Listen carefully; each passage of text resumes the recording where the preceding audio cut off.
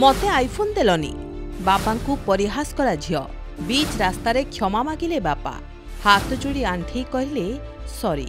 बापा माँ प्रति पिलार माइल खुंट निजे दुखरे थाई पिलांकु देई थांती भल लाइफस्टाइल।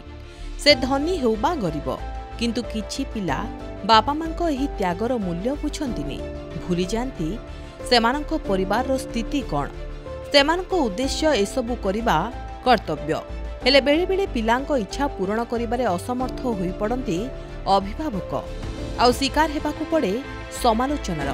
एमती जने बापांको क्षेत्र रे घटिछि दुखद घटना। झियर इच्छा पूरण करि पारि नथिबारु बीच रास्ता रे मागिछंती क्षमा ता पुणी निज झियकु हाथ जोड़ी। चीन रे घटिथिबा एही घटना को नै एबे सबुठी चर्चा।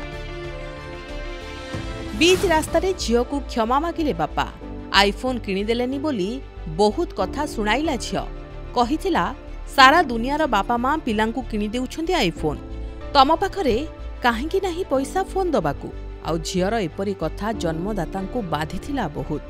स्थिति एमिति होइथिला जे बीच रास्ता रे आंठू माड़ी क्षमा मागिथिले बापा एमिति कि मुंड पिटिथिले बापा। एहा देखि संगे संगे बापांको ड्रेस को टाणी उठाइथिला झिय।